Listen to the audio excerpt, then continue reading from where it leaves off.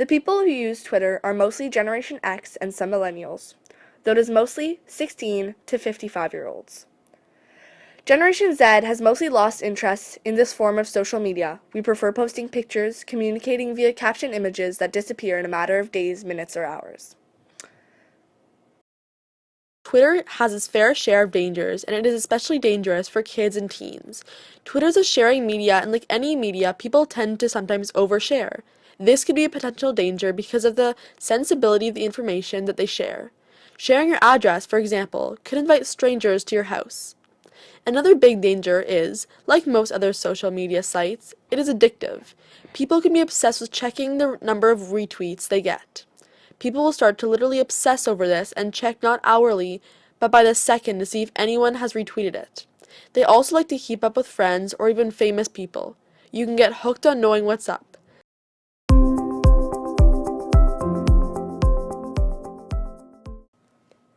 I'm here with Giacomo Panico at CBC Ottawa. He is the host of the radio show In Town and Out. How often do you use Twitter?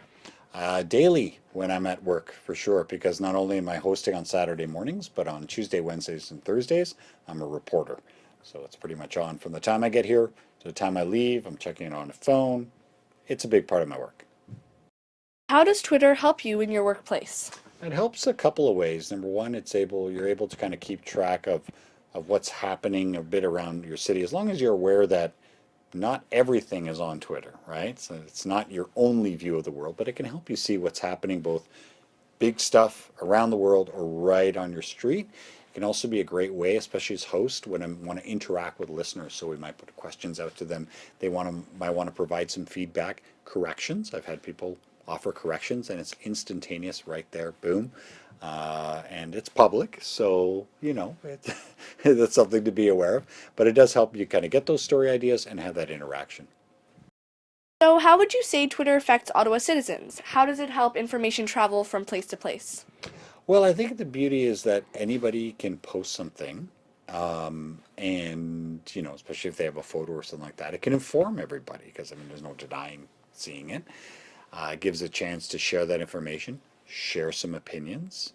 I think it's a good dialogue about as far as citizen engagement is. It's very important because it allows people to really see what's happening on a small level and offer their opinions, offer their thoughts. The downside is some people can get a little nasty and abusive on it, and I think that's really unfortunate. And I wish Twitter sometimes maybe could do a little bit more to control that. But overall, I think it's a great way for people to get engaged in kind of what's happening. Why is it important for you to be active on Twitter?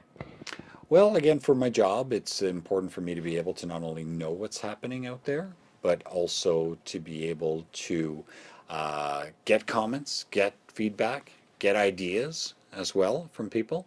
So it kind of all works together to be present, and see what people are saying. And when you do go to do a story later on, maybe it's like, oh yeah, well I heard about this and I heard about that and I saw this happening. So you're a little bit better informed. It can be also very distracting, like anything else. What do you think will be the new technology or social media that could replace Twitter in the future? Well, if I knew the answer to that, I probably wouldn't be here. I'd probably be pitching it on Wall Street and making billions of dollars. But I don't know what's going to replace Twitter.